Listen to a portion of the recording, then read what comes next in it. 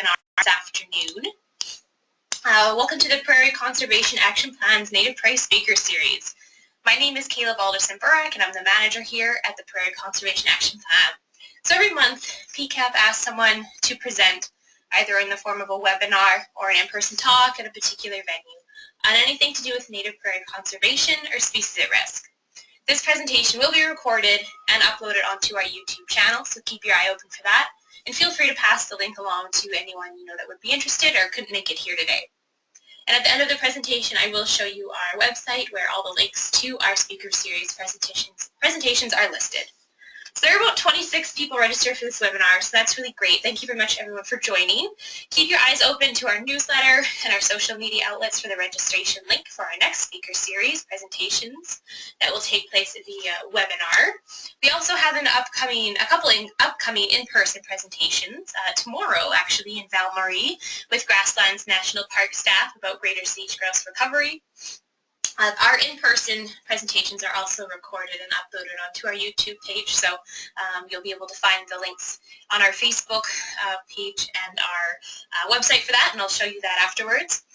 On December 14th, we have another in-person presentation in Avonlea, and we will be having Al Smith from Nature Saskatchewan talk about the recent international piping plover census and piping plover recovery efforts.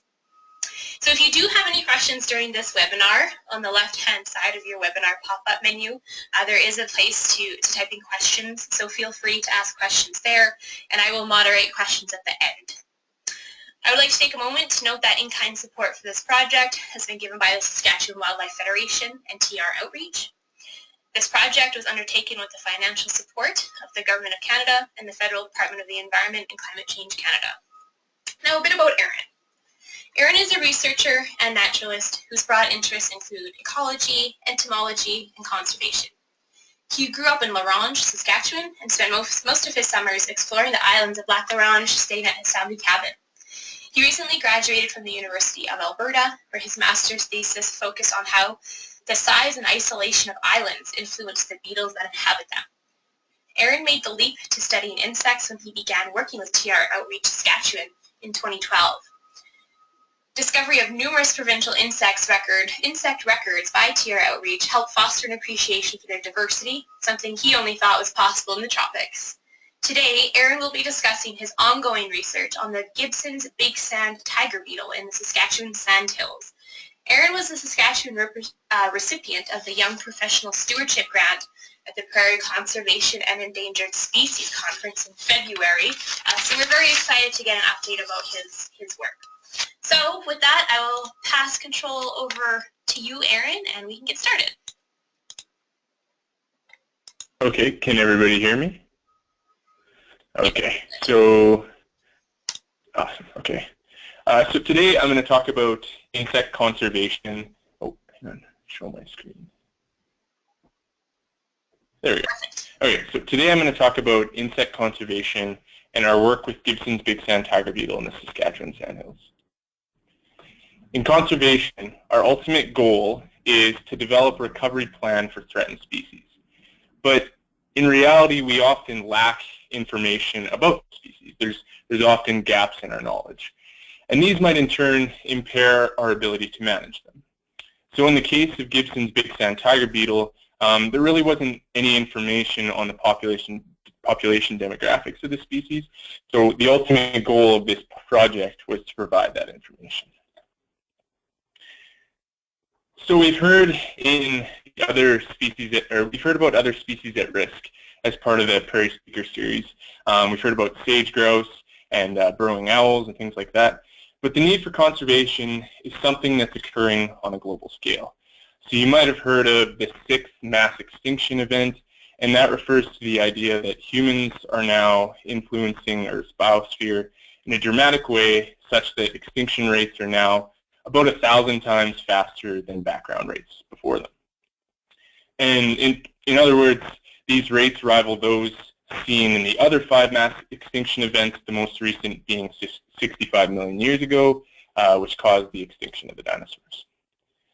So in Saskatchewan, we have 88 species at risk. And these are species that are listed as either endangered, threatened, or of special concern under COSEWIC. And COSEWIC is the Committee on the Status of Endangered Wildlife in Canada. And of these 88 species, 70 species actually spend part of their life cycle, at least part of their life cycle in the prairie ecozone. So a large portion of the species at risk in Saskatchewan are found here. And 13 of these species are associated with active sand dunes. So active sand dunes, they occur sporadically throughout the prairie ecozone, but the areas of active sand are actually quite small. So the sand that forms these dunes comes from glacial deposition, and the material is then shaped by hydrological processes and prevailing winds. So the largest, probably the most popular and well-known dune complex in the prairies is the Great Sandhills, and that occurs in the southwestern part of the province near Swift Current. And there's about 300 hectares of active sand there. The second largest, where we did our work, is in the Elbow Sandhills. And again, it's only about 60 hectares. So to put these numbers in a bit of context, on the previous slide I mentioned the 13 at-risk species associated with these sand dunes. Well, if we take the actual area of all of these sand dunes, it really only equates to about 6 square kilometers. So these 13 species at risk are really only found in an area that's less than 1% of the total prairie ecozone. So these habitats are very restricted, and they are home to a comparatively large number of at-risk species. And the area of these active sand regions is shrinking. So during periods of drought or low moisture, dunes become activated. But in recent decades, it's been much wetter. And this allows vegetation to establish on the dunes, and the vegetation itself provides structure and over time causes the dune to stabilize. And in some cases, this can actually change the shape of the dune. So typically dunes are shaped by prevailing winds, but in this case at the Elbow Sandhills, the dune is actually a parabolic shape, so kind of a sideways U. And over on the eastern side of the dune, with the prevailing winds, there's a giant wall of sand that is essentially engulfing the forest as it moves east. And on the west side, sort of on the lower land of the dune, you have things like shrubs and trees and grasses that are slowly encroaching on the dune and stabilizing it. So as this vegetation stabilizes the dune, the area and the amount of active sand decreases, and the habitat of these species that rely on this active sand shrinks even more. So one of these species, and the one that I'm going to talk about today, is the Gibson's big sand tiger beetle. So it's the largest tiger beetle that we have in Saskatchewan, and it's really quite beautiful. It's characteristic of the sort of vibrant turquoise color. It's quite hairy, which helps with thermoregulation, and it's distinct from other subspecies in the Formosa group by the pale maculations on the elytra. So tiger beetles live for about 3 years, and two of these years are spent as larvae. So larvae typically sit in a vertical burrow, and their head capsule sits flush with the substrate, or the sand, and unsuspecting prey that moves near the burrow is then latched onto and dragged down into the burrow where it's eaten by the larva. So after about 2 years, the larva will pupate and shortly thereafter emerge as the adult. And the adults have large bulging eyes and large mandibles that are characteristic of prey, and they're really quite fast. So they're really good at stalking their prey and then hunting them down through a combination of running and flying. And one interesting behavior with tiger beetles is that they'll actually change the distance of their body, or change the distance that their body is to the ground, which in turn influences their temperature. So when it's quite cold out and the tiger beetle itself needs to warm up, it'll crouch quite low to the ground. As you can see in the top right picture, that's actually a sandy tiger beetle. So the day that I took that picture, it was actually quite cool, and this sandy tiger beetle is trying to stay warm. And the picture immediately below it was taken on a much warmer day, and as you can see, the beetle is up on its tippy toes, and it's actually quite warm, so it's using that in some ways to cool. So these beetles often inhabit open areas like badlands and sand dunes, and this is just one aspect of their behavior that they use to thermoregulate. So when they're quite warm, they're really, really fast and even harder to catch. So as for their distribution, Gibson's is found predominantly in southern Saskatchewan. There are isolated populations in both Colorado and Montana, but for the most part, this subspecies occurs just in Saskatchewan. So this is a map from the Kosiwik report, and it shows that Gibson's, based on previous records, is really found in about 6 locations. There's the Pike Lake and Dune Sandhills located near Saskatoon, the Elbow Sandhills where we did our work, and then the Great Sandhills, of course, which I mentioned, and there's been a few reports from the Piapot Sandhills and the Empress Sandhills. And as for population sizes in these locations, we really have no idea. There's been nobody studying this, and there's no data. And the other thing is that there's a few oddities in the sense that some of these sandhills, they seem to be ideal habitat for Gibsons, but they've never been found there. And we don't really know to what extent these populations are isolated or if individuals are actually capable of moving between these populations. So in 2012, Gibson's was listed as threatened, and this is due in part to what I've talked about, the idea that what little habitat is remaining is shrinking due to dune stabilization. But we really don't have any idea, as far as numbers go, how many Gibsons are in these areas. So is there hundreds, thousands, tens of thousands? And again, we don't really know if these populations are connected in any way. So the ultimate objective of this project was to estimate the population size of Gibson's big sand tiger beetle. And we did this first in the Elbow Sandhills. So the Elbow Sandhills Dune Complex is located on the right of your image, and then the town of Mistesney, I'm sorry if I'm pronouncing that wrong, and Elbow are further north along Highway 19. On the left there, that is the eastern shore of Lake Diefenbaker,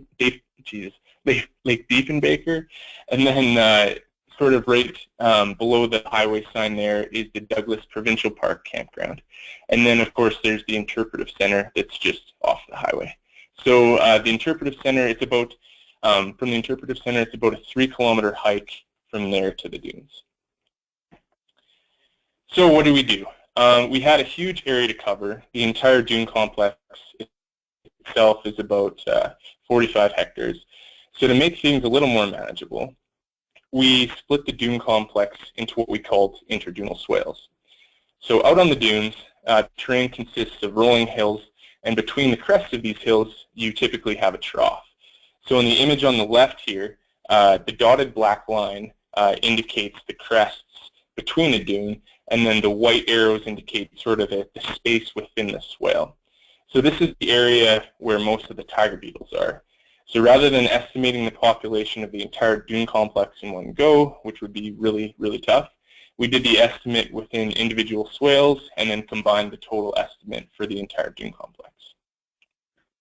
And so after mapping all the swales, it was a lot of walking with the GPS, but this is what the entire dune complex looks like with the mapped swales. So down by swale 1 there in the bottom left of your screen, you can kind of see a trail, and this is where you would walk into the dune. So to estimate beetle numbers, we performed surveys in each swale during peak abundance in June and early July.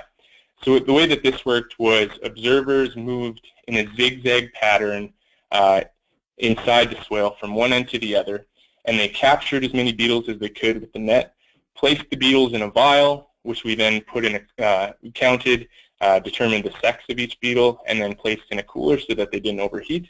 And that would constitute a single pass within the swale. So the idea was that we would do a single pass, and then immediately after do 2 more passes, at least 2 more passes. So the way that this worked was, this is Joel here, and he's got his net. If he passes through the swale and on his first pass he collects 100 beetles, well then Joel puts them in the cooler and goes back out and does a second pass.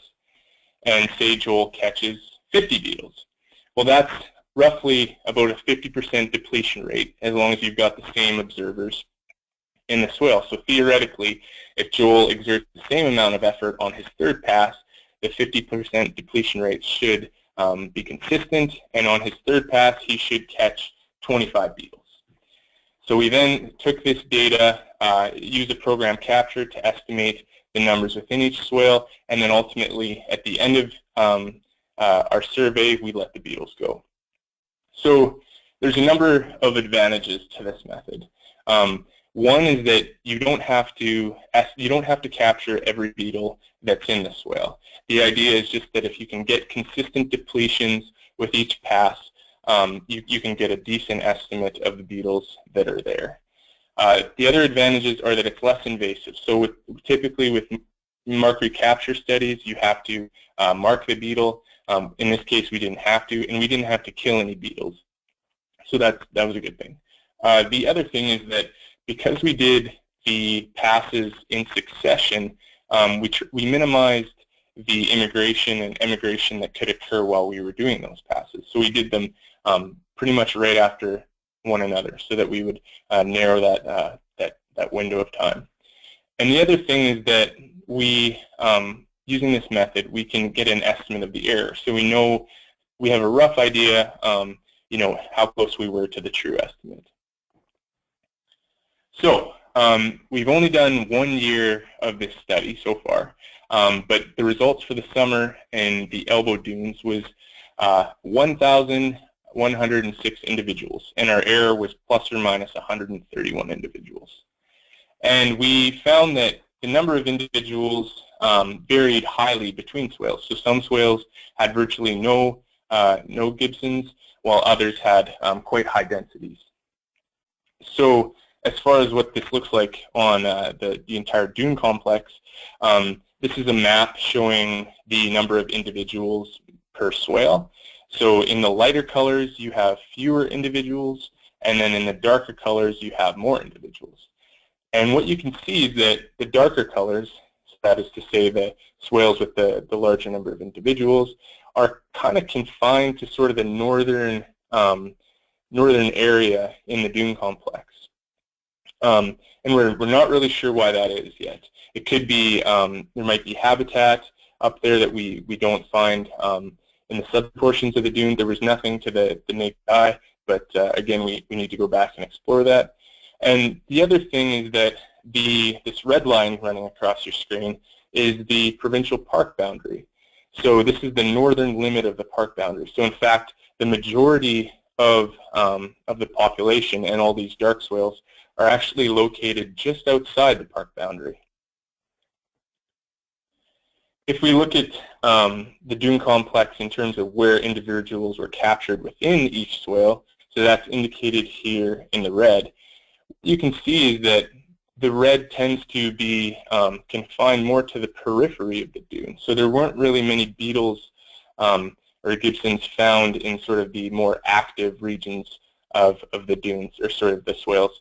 So this suggests that Gibsons is associated with active sand, but it seems to prefer sort of this intermediate zone near the periphery where there's some vegetation and some sand. And in fact, our most populous swale, it was actually quite small, but in this swale we had 109 individuals. And this is typical of what the landscape looked like. So again, kind of a mixture of a bit of sand, a bit of shrubs, a bit of wolf willow, and Gibson seems to just love that.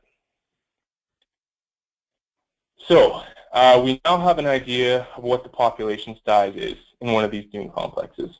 But it's important to note that this is really only a snapshot in time. So we have 1 point across, a larger time scale. So in order to understand how populations fluctuate through time, we need to continue monitoring the population. And again, I touched on this a little bit earlier, but it would also be worth knowing whether these populations are isolated or if elbow populations are connected in any way to the other populations in southern Saskatchewan. So to put this in a bit of a global context, there have been a number of ongoing tiger beetle studies in the United States, And this is work done by Charles Goen and Barry Neasley at Randolph-Macon College in Virginia. And their work was on the coral pink sand dunes tiger beetle. And this tiger beetle is restricted to a single dune complex in southern Utah. And they've been monitoring its population for decades. And what they've seen is that probably the biggest determinant of the population is precipitation. So rainfall can matter a lot with respects to larval survival, adult survival, and it also influences things like microclimate for oviposition, so laying eggs and things like that. And of course, the vegetation and prey also depend a little bit on rainfall. So they're really finding that precipitation is important, and not only that, but populations can fluctuate quite dramatically between years. So back in 2002, the population was estimated about 3,000, but again, immediately the next year it was all the way down to 500. So it's really important to get sort of a temporal aspect and an idea for how these populations fluctuate through time. So to conclude, the Elbow Sandhills, which are the second largest dune complex in southern Saskatchewan, they support a population of about 1,000 Gibson's big sand tiger beetle. The distribution of beetles is highly variable between the swales, and more than half of the population, so more than 600 individuals, were located in the north part of the complex outside of the northern park boundary. And for some reason, or at least we found, that abundances seem to be highest in a semi-vegetated area near the periphery. So it's kind of a combination of vegetation and sand. So this work was supported by the Saskatchewan Wildlife Federation and Troutreach Saskatchewan. Troutreach is a program within the SWF that trains students in fisheries and wildlife research. And we get young people interested in science through our outreach programs. Funding was also provided by the Canada Summer Jobs Program through Service Canada, and of course PCAPS through the Young Prairie Stewardship Grant to myself. So Kayla mentioned that. And they've also done a really, really great job hosting this speaker series. If you want to check out more details on the project or have any interest in supporting this project, you can check us out on Facebook or alternatively on our website. So just a few acknowledgments. Kiara Caladine, she helped with the development of ideas, analysis, and fieldwork, and was the other mastermind behind this project. Stephen and Joel helped out extensively with our estimates and catching tiger beetles. We wouldn't have been able to do it without them. John Acorn helped out a lot with his knowledge on tiger beetles and his encouragement. Ian helped out with funding and just really making us believe that it was possible to do this kind of project. And of course, Charles Goen, he helped out a lot in refining the methods for capturing tiger beetles and just all around helping us out with the project. Brianna Gardner, Emily Putz, Nicole Vanderleest, Dan McGelliot, and Sarah Marshall also helped out chasing tiger beetles. Thank you again for your interest in tiger beetles. I have a quick video to show you. So one of the best parts after doing the estimates was letting them go. Okay, great release.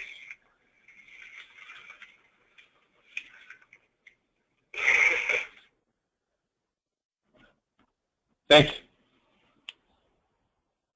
Awesome. Thank you, Aaron. That was great. I don't have any questions popping up yet for you.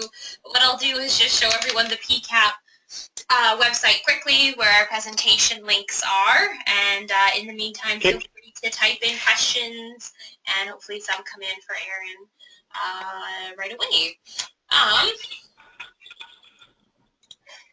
So if you go to our website, pcap-sk.org, if you go to communications and then the Native Prairie Speaker Series, here we have a couple of the posters for future webinars listed, and then the past presentations, all of the links are right there.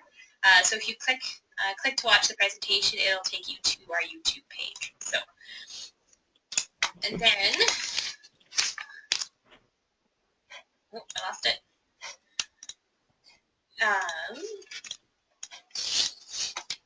Sorry, Kayla, were you talking to me? Oh, nope. I just lost my page. There we go.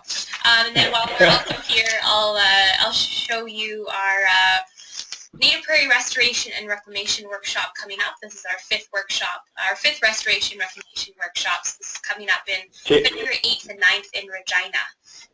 So the more information about that can be found on our website as well as registration for that event. If you want to find out more information, the program is listed there. Other than that, that's about all I have. And see if anything has come in for Aaron. We have some questions. Awesome. All right.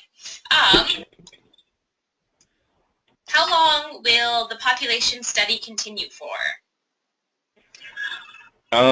Hopefully as long as we can get funding. I'm game to do it for the next decade or so, but really it just depends on funding and support. Awesome. Can you tell us a little bit more about TR Outreach? Troutreach. So Troutreach was founded in 2012, and it was really put together by a group of graduate students at the U of S. And really, we wanted to combine our love of science and our research with wildlife, like fish and insects and things like that, with outreach programs to help get kids interested in science and the natural world. Awesome, thank you. You can check out more on our website at troutreachsk.com. Perfect. And actually, okay, my internet's working again. If you can just pass control back over to me, and then I can show everyone the webpage instead of just talking about it. So do I click stop screen sharing? If you just find my name in the attendee box and right-click on it.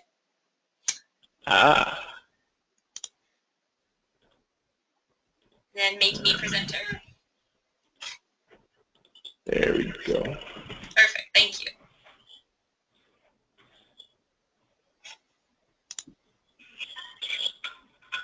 All right, while we're getting this going, do you think that park visitors have any impact on tiger beetle distribution in dunes?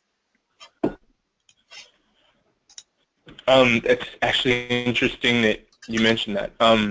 We didn't really see, so most of the traffic that we saw out there when we were doing our estimates was people would walk the 3-kilometer hike, and they would only really stick around sort of the entrance to the dunes. We didn't really see anybody go towards the northern part of the complex, which is, I guess in some ways you could say that, you know, maybe all that traffic in the southern part of the dunes is influencing tiger beetles, but I don't know if humans are, like our traffic and things like that, is destructive enough to harm the beetles in any way. They're pretty good at getting out of the way. And I really don't think that the traffic's enough. It's hard to say. It might be something worth looking at. I know that down in Utah they had a really big problem with off-highway vehicles, and they were quite active on the dunes, and they would smother larval habitats and kill adult beetles, and they actually succeeded in getting a conservation area set up where there was no OHV traffic. So we don't suffer from that kind of traffic on the dunes because I don't think you're allowed to have ski-doos or any kind of quads or things like that out on the dunes. But I'm not sure the traffic, foot traffic, would be significant enough to harm the tiger beetles. Awesome, good answer. How will specific studies of the dune landscape structure be considered moving forward in order to better understand why the north part has such a larger population? Could you say that again, Kate? Sorry, you cut out a little bit. How will specific studies of the dune landscape structure be considered moving forward in order to better understand why the north part has such a larger population? That's a good question. So one of the things we're looking into is we're definitely going to do a vegetation study and hopefully get a better idea of sort of what is that perfect mixture of sand and vegetation that promotes such a high abundance of beetles in that area. The other thing is we're planning on maybe doing some pitfall trapping to try and see what the availability of prey is in those areas. And then also active searches for larvae. So trying to find those larval burrows and really get an idea for, it might just be that due to a number of conditions or habitat or things like that up in the northern end, it's really good for the larvae, and that's why the beetles are hanging out there. Cool. So it's really just kind of the tip of the iceberg research-wise in the area, it sounds like. Yeah, and I mean, this is only one dune complex, and it's found in a few, but there's only a few of us, and we'd need a few more crews to study all of the populations in southern Saskatchewan. Right, for sure. Well, I'm curious, Aaron, how did you initially get interested in insects and tiger beetles specifically? So I did. Tiger beetles are now part of the ground beetle group. So taxonomically, they're referred to as the Carabidae.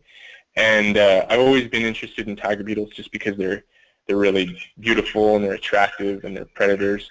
And they sort of got lumped into this group that I was studying already. And I just think they're really cool. They're beautiful. I studied them on the islands up on Lac La Ronge. There's not as many tiger beetles up there, but yeah, they're just really cool. Awesome. That's really neat. Alex, we got one more question for you. What were weather conditions during surveys, and did these influence capture rates or beetle activity? Good question. I meant to mention this. So beetles, like I said, they're really finicky when it comes to temperature. And we found that Gibson's prefers the temperatures. You'll only really find it active on the dunes between surface temperatures of 22 degrees to 50 degrees.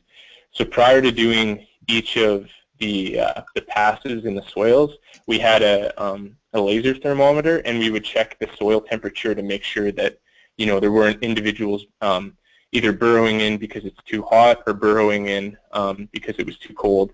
And in that, if you have that going on, then you've got an issue because you're doing your estimate when there's immigration or emigration going on. And in fact, there was actually the first time that we tried to estimate the population in that highly populous swale in the north end where we had 109 individuals. We finished 2 of our passes, and then it started to rain.